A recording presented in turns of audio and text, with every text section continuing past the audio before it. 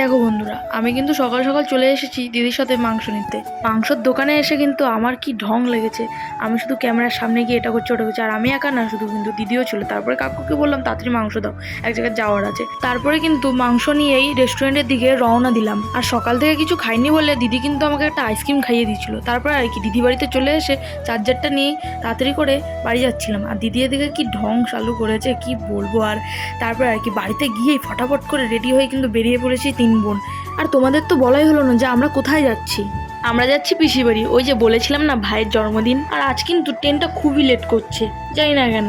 3:13 ট্রেনটা 3:40 আসছে, এটা কি ধরনের কথা ভাই। যাই হোক, রাগারাগি না করে কিন্তু টিকিট কেটে চলে গেলাম 2 নম্বর প্ল্যাটফর্মে। দেখো যেহেতু স্টেশনে এসেছি তাই আমাদের ঢং না করলে পেটের ভাত হজম হবে না কিন্তু। যাই হোক, সব নাটক আর ঢং সেরে নিয়ে এই রোদ্দুরের মধ্যে ট্রেনের জন্য কিন্তু ওয়েট করছিলাম। তারপরে দেখি সব লোকজন এইদিকেই দৌড়চ্ছে। তাতেই কিন্তু বোঝা গেল যে আমাদের ট্রেন চলে এসছে। ট্রেন আসার সাথে সাথেই কিন্তু সবাই দৌড়াদৌড়ি করা শুরু করে দিল। দেখো ট্রেনটা থামার সাথে সাথেই কিন্তু আমিও লাফ মেরে উঠে গেলাম।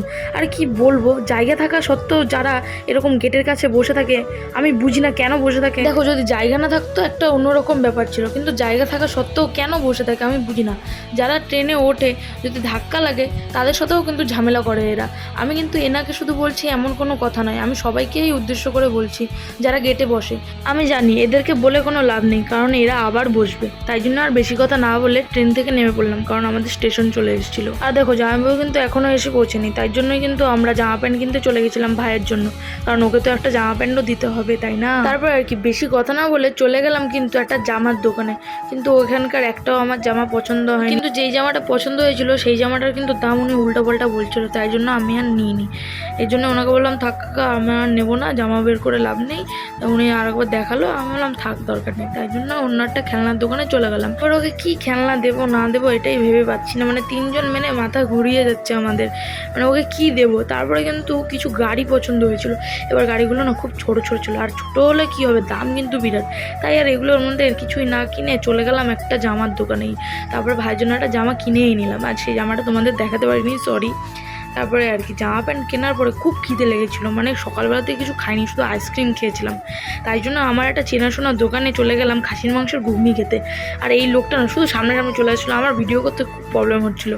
তারপরে দেখলাম দোকানে খুব ভিড় লেগেছে, তাই একটুখানি ওয়েট করলাম। আর ওয়েট করতে পারছিলাম না বলেই কিন্তু তাড়াতাড়ি চলে গেছিলাম ঘুগনি আনতে। গিয়ে কিন্তু দাদাটাকে বললাম 3টে তাড়াতাড়ি করে ঘুগনি দাও 20 টাকা দামের।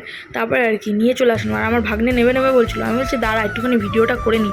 আর আমার দিদি কি বলো তো, ফ্রিজ জিনিস পেলে না একটু বেশি খুশি হয়। আমরা কিন্তু খুব অপমান করেছি ওকে, তাই জন্য ও আর অপমান না সহ্য করে আমাদেরকে বললো চল আইসক্রিম খাওয়াবো তোদেরকে। ভাগ্যটা আমাদের এতটাই খারাপ যে আইসক্রিম ফুরিয়ে গেছে। তারপরে পিঙ্কিদি বললো চল ফুচকা খাওয়াই। আমি বললাম ফুচকা, এইমাত্র নয় ঘুগনি খেলাম। বলছে কিছু হবে না, চল খাই, খিদে পেয়েছে খুব। আমি বললাম ঠিক আছে, লোভে লোভে তো খেয়ে নিচ্ছি, আমি তো জানি যে আমার পেট কীরকম করবে, আমার না শুধু সবারই জানি আমি পেট কীরকম করবে। তাই জন্য কাকাকে বললাম কাকা তাড়াতাড়ি করে ফুচকা দাও। দেখো ফুচকা তো না জলেই ভর্তি করে দিয়েছে। কাকা কিন্তু লাস্টের ফুচকাটা আমাদের চাটনি ছাড়াই দিয়ে দিয়েছিল, তাই জন্য বললাম কাকা চাটনি দাও, ভুলে গেছো নাকি। তাই কাকা বললো যে না সবাইকে দিই না, কেউ যদি চায় তাহলেই দিই। আমি ও আচ্ছা ঠিক আছে। তারপর আর কি জায়াম্বু কিন্তু চলে এসছে। দেখো জায়াম্বু আসাতে কিন্তু আমরা সবাই মিলে তাড়াতাড়ি করে যাচ্ছিলাম। দেখো আমাদের কিন্তু মিষ্টি কেনা এখনো বাকি আছে, তাই জন্য কিন্তু জায়াম্বু তাড়াতাড়ি করে চলে যাচ্ছে মিষ্টি কেনার জন্য। তাই আমি জায়াম্বুকে বললাম দাঁড়াও আমরাও তো যাবো। তারপরে কিন্তু জায়াম্বু মিষ্টির দোকানে গিয়ে মিষ্টি কিনছিল, আর আমি একটু চিন্তায় পড়ে গেছিলাম, কারণ আমাকে আবার রেস্টুরেন্টেও ফিরতে হবে। তাই দিদিকে বললাম যে তাড়াতাড়ি কর একটু, আমার আবার রেস্টুরেন্টে কিন্তু যেতে হবে।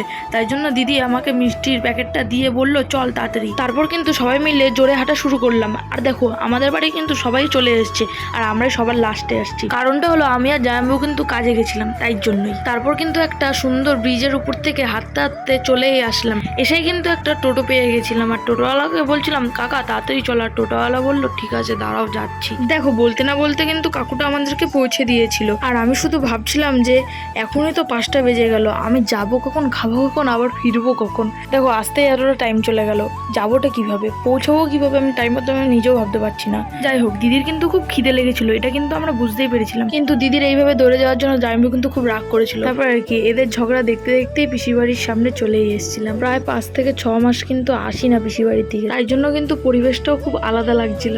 দেখো তোমাদের সাথে কিন্তু কথা বলতে বলতে পিসি বাড়িতে চলে এসেছি। ওই দেখো আমার পিসি বাড়ি। দিদি আর জামাইবাবু কিন্তু প্রথমবার এসছে বিয়ের পরে, তাই জন্য ওরা আগে চলে গেল।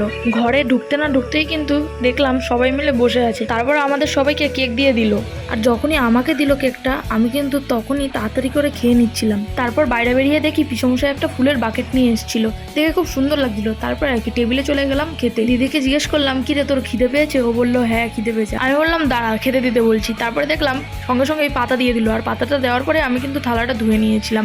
আর দেখো এর নাকি বার্থডে, তো সারা বাড়ি ঘুরে বেড়াচ্ছে। যাই বলো সাইকেলটা দেওয়াতে কিন্তু ও খুব খুশি হয়েছিল। দেখো আমরা আস্তে আস্তে কিন্তু সব ক্যাটারিং এর ছেলেরা চলে গেছিলো, তাই জন্য বাড়ির সবাই মিলেই পরিবেশন করা হচ্ছিল। আর দেখো এখানে পাতে আমার লেবু দিয়ে দিয়েছে, তারপরেই কিন্তু ভাত দিয়ে দিল, তারপরে ডাল দিয়ে দিল, ডালের পরে চিপস দিল, চিপস দিয়েই মাখিয়ে পুরো ভাতটা আমি কাচিয়ে খেয়ে নিয়েছিলাম, কারণ আমার খুব খিদে লেগেছিল। এখন হয়তো মনে মনে অনেকে ভাবে যে ঘুগনি ফুচকা খাওয়ার পরে আবার কার পেটে জায়গা থাকে, যাই হোক আমার জায়গা ছিল। তারপরে কিন্তু রাইস দিয়ে দিয়েছিলো, তারপর সাজিয়ে রাখছিলাম, সাজিয়ে রাখতে রাখতেই দেখি কি মাংস নিয়ে চলে এসেছে। আমি বললাম ঠিক আছে দিয়ে দাও, আর বলতে না বলতে কিন্তু মাংস দিয়ে দিচ্ছে। কিন্তু এটা কি পিস দিল ভাই, আমি তো সলিড মাংস খাই না। তারপর আর কি এই মাংস দিয়েই খেয়ে নিলাম। তারপর কিন্তু চাটনি পাঁপড় মিষ্টি দই দিয়েছিল, কিন্তু আমি খাইনি। তারপরে এসে দেখি পিসি আমার জন্য খাবার প্যাকিং করছে, তাই আমি বললাম একটু বেশি করেই দে, এখন তো খেতে পারিনি, পরে বাড়ি গিয়ে খাবো। তারপর কিন্তু বেরিয়ে পড়েছিলাম খাবার নিয়ে বাড়ি ফেরার জন্য। দেখো তাহলে আমি কিভাবে আসলাম আর কিভাবে গেলাম। আমার আজকে সত্যি খুব খাটনি হয়ে গেছে, সারাদিন এত দৌড়াদৌড়ি করেছি না, তাই আমি আজকে সত্যি খুব ক্লান্ত। দেখো তোমাদের সাথে কিন্তু কথা বলতে বলতে আমি অর্ধেক রাস্তা চলেই এসেছি। আর আসার সময় আমি ট্রেনে এসেছিলাম, আর যাওয়ার সময় বাবার সাথে আসছি, তো তাই জন্য বাবা বললো টোটোতেই চ। আর আমি খেয়ে যেহেতু এইভাবে উঠে এসেছি, তাই জন্যই বাবা এরভাবে নিয়ে আসলো। আর দেখো বলতে না বলতে কিন্তু আমি চলেই এসেছি হইচই রাস্তাতে। আর দেখো গাড়ি থেকে নেমেই কিন্তু দেখলাম অনেক ভিড় হয়েছে, তাই জন্য তাড়াতাড়ি করে এসে কাস্টমারদেরকে সামলে বাড়ি চলে যাব। আর বাড়ি কিন্তু আমাকে দিদিই দিয়ে আসে রোজ দিনটা। দেখো বলতে বলতে বাড়িও চলে এসেছি। এসে দেখি এখনও তালা মারা, তার মানে দাদু এখনও ঘরে আসেনি। তাই জন্য দাদুকে ডেকেই খাওয়া দাওয়া করেই কিন্তু ঘুমিয়ে পড়লাম। আজকের ব্লগটা কিন্তু অনেক বেটার করেছি, তাই জন্য অবশ্যই জানাবে কমেন্ট বক্সে আমাকে।